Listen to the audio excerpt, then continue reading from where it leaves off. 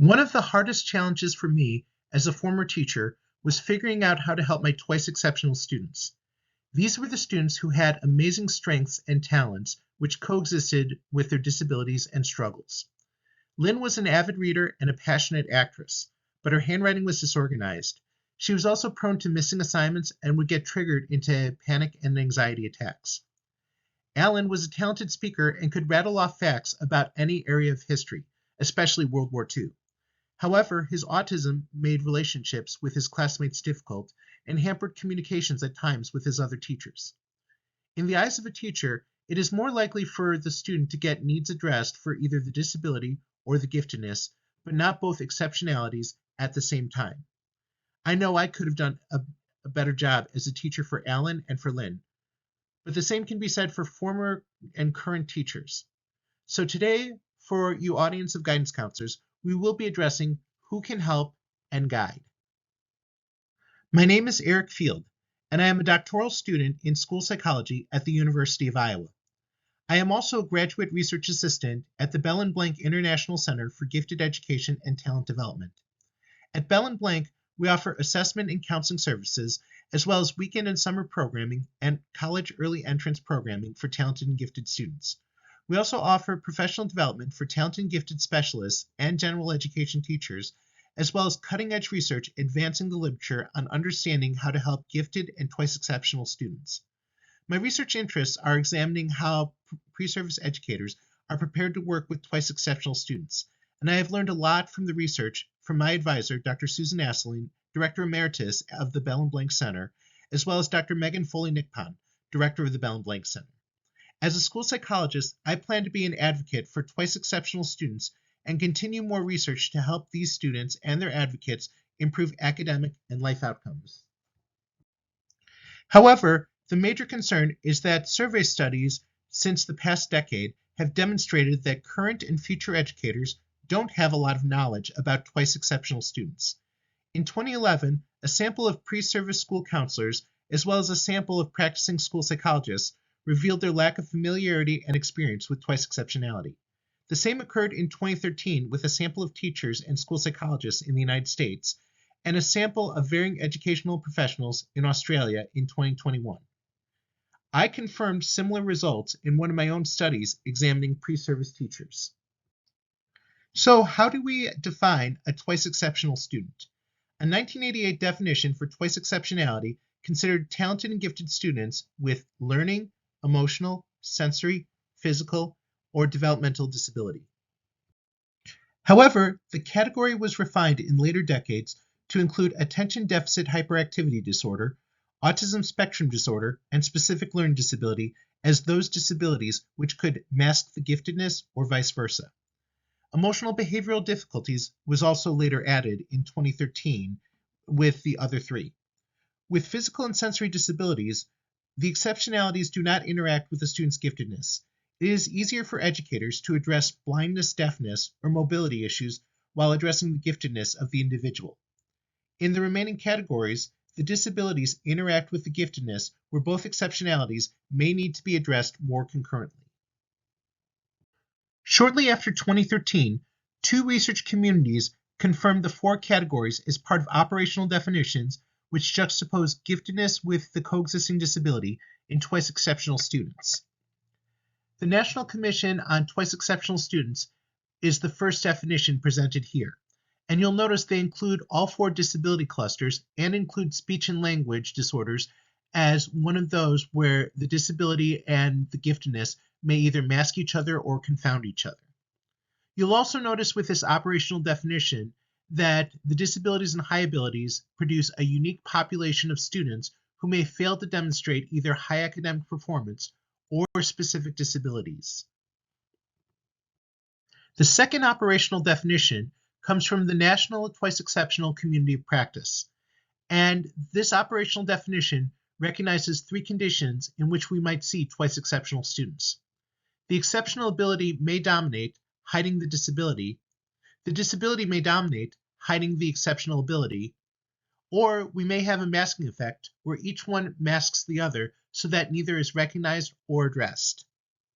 When we see all three conditions, we understand the necessity of meeting the needs of our twice exceptional students. For this presentation, we will be looking at social and emotional concerns which may appear in twice exceptional students. We will also be looking at possible counseling interventions and the use of acceleration as an academic intervention to complement the socio-emotional interventions. Consider this list of traits for children and adolescents considered to be problem students: lazy, unmotivated, daydreaming, strong dislike for school, behavior difficulties, social difficulties, emotional outbursts. Most educators still hold the myth of global giftedness that a talented and gifted student shows model behavior and model grades in every subject. However, these characteristics might as well represent a twice exceptional student. Are there some explanations why a disability may be manifesting itself in the everyday behavior of a twice exceptional student? Could it be that the student is well aware of his or her personal strengths and feels humiliation and vulnerability in personal weaknesses from a learning disability? Could the classroom environment not be as conducive for a student with attention difficulties? Could the student be bored with being in class with his or her peers learning class material that he or she has already mastered? The problem behaviors which might be seen in a twice exceptional student may be as a result from the educators not meeting the student's needs. Doctors Edward Amend and Paul Belgian commented that gifted and twice exceptional students may be at risk for having their behaviors and excitabilities misdiagnosed as a mental disorder. The consequences could include inappropriate interventions, mislabeling a student based on the medical model, and avoidance of a strengths-based approach which allows the student to capitalize on his or her talents. The student may also lose motivation and self-esteem if the student's strengths are overlooked. Because of this, guidance counselors need to be more aware of identifying the twice exceptional student for gifted services. Perhaps a student meets or exceeds standards in one or more specific areas. Even if the building or district standards identifying students for a talented and gifted program are stringent, there may be enrichment classes or opportunities where the twice exceptional students can grow in their areas of strength. Perhaps there should be a talk considering how to provide gifted and talented services. Instead of providing pull-out services for the top percentage of students performing superior in all areas, what services can we provide for students who are strong in one area or a few areas? It might be helpful to follow the school-wide enrichment model designed by Drs. Renzulli and Reese, where enrichment areas can be offered to more students beyond the few identified select for talented and gifted programs. There are many options where we can allow more students to shine in their areas of strength, including acceleration options, individual options, enrichment clusters, within class grouping. There are plenty of other options that we can consider that we can have students show in their areas of strength, including twice exceptional students. Drs. Foley-Nickpon and Asseline shared with guidance counselors in 2015 some of the findings about twice exceptional students seen at the Bell and Blank Assessment and Counseling Clinic, which can translate into applied practice for guidance counselors working with the students. Gifted students with attention deficit hyperactivity disorder may show lower self-esteem than non-disabled gifted students. However, their self-esteem may be higher than the general population, with their intelligence and strengths as protective factors. It may be necessary to address self-concept and self-esteem with these twice exceptional students in an intervention. Gifted students with autism spectrum disorder may show discrepancies with high general verbal and nonverbal skills against lower working memory and processing speed. Additionally, underachievement may be the result of a disability. In 2018, a review of literature further looked at gifted students with specific learning disability as well as other disabilities. With specific learning disabilities, twice exceptional students may show frustration over a difference between actual performance and potential. And this was a common thread throughout all of the studies, whether surveying and interviewing the students or the parents. With some of these characteristics that we have found out in the clinical findings as well as the literature, it's important that guidance counselors are able to address how can we meet the needs, because these are characteristics we might be seeing in our students. Beyond considerations for identifying twice exceptional students for talented and gifted services, Dr. Esselin and colleagues offered some suggestions in 2006 for guidance counselors, which are still relevant 17 years later. These suggestions include the following. First, we need to help students, parents, and teachers navigate individual education plans and 504 plans effectively, since these accommodations can help students have social, emotional, and behavioral needs met in the classroom. Second, we need to help students develop self-awareness of strengths and weaknesses, as well as advocacy and problem skills. Third, we need to identify social and emotional concerns which may have an impact on the academic environment, and these may manifest itself in symptoms of anxiety or depression. Fourth, we need to develop support groups for twice exceptional students, where twice exceptional students can interact socially with their peers and get the support that they need. Fifth, we need to be able to engage students in discussions about post-secondary options while brainstorming how to get disability accommodations on the job.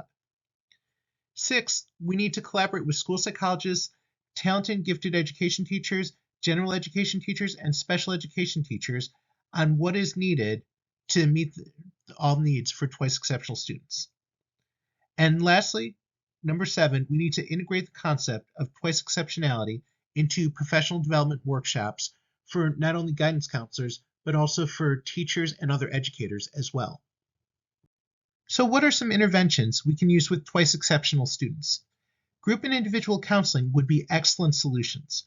Through solution brief focused therapy, the twice exceptional student may receive counseling once per week and work on goals for identifying individual strengths and weaknesses and building advocacy and problem-solving skills.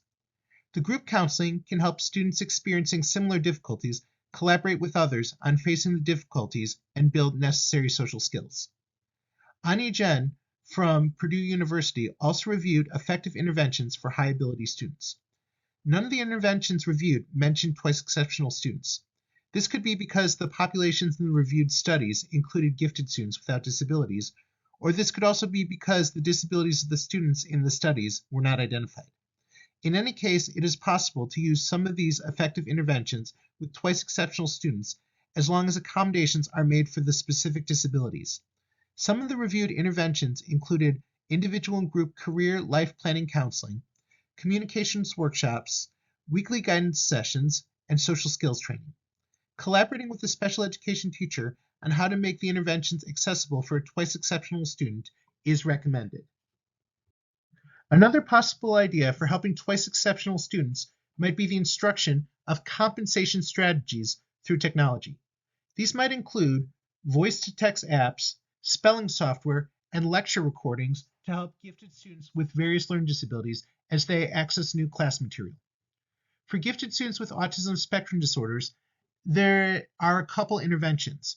The first one, video self-modeling, allows the guidance counselor to videotape the student doing appropriate social interactions and then play back the social interactions so the student can see what he or she did well or get constructive feedback on what needs to be improved with social interactions.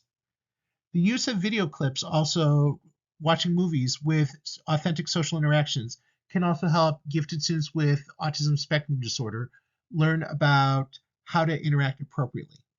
The newest technology offers many possibilities with twice exceptional students to access more of the curriculum as they compensate for personal weaknesses.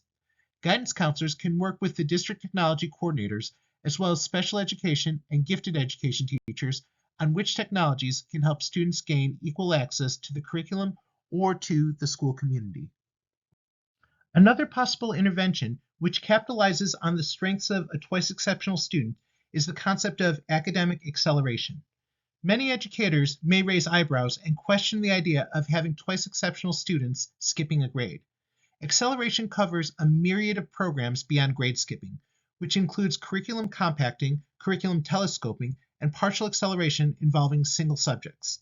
The idea of accelerating twice exceptional students was mentioned in 2004 in the Bell and Blank publication, A Nation Deceived, and elaborated more 11 years later in the follow-up publication, A Nation Empowered.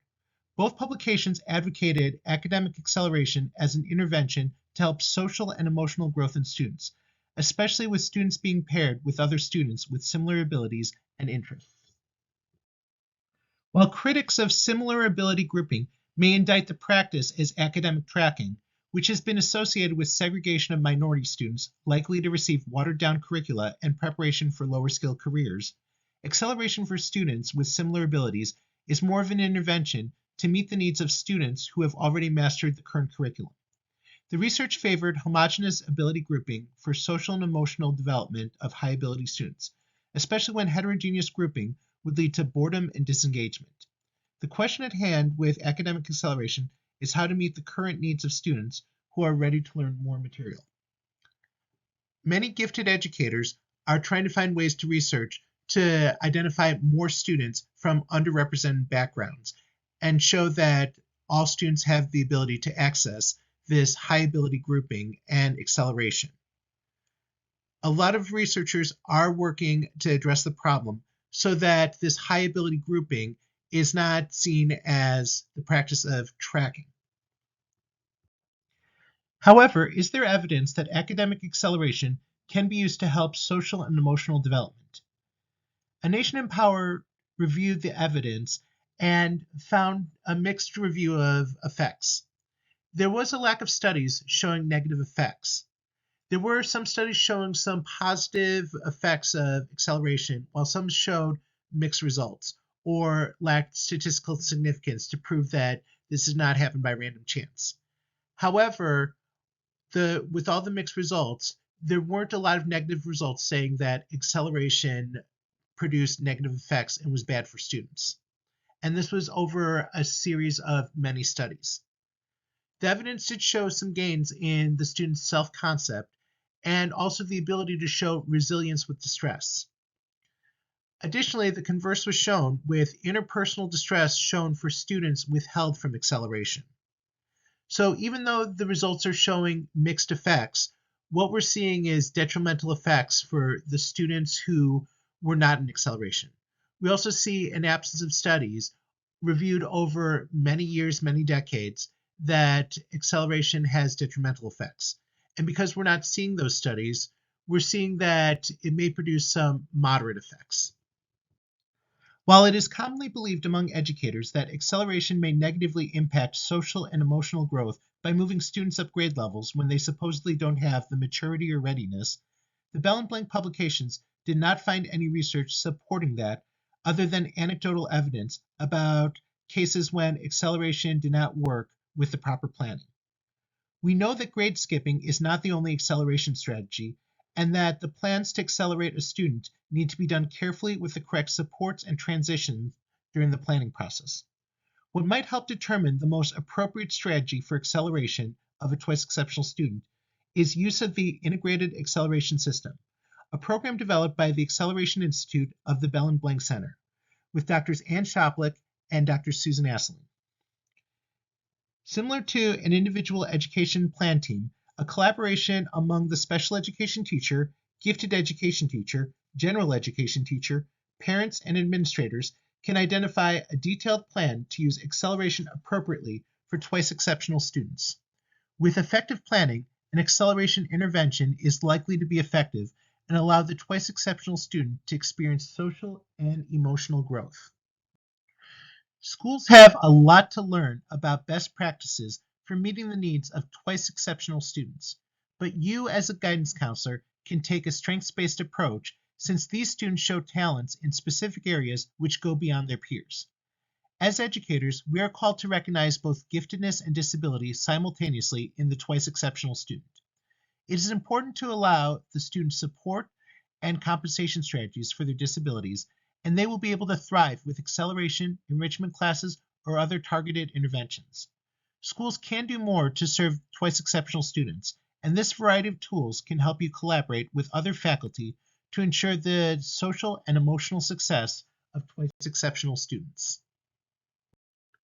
It has been a pleasure serving you with this presentation about how we can meet the needs of twice exceptional students, especially in social and emotional areas.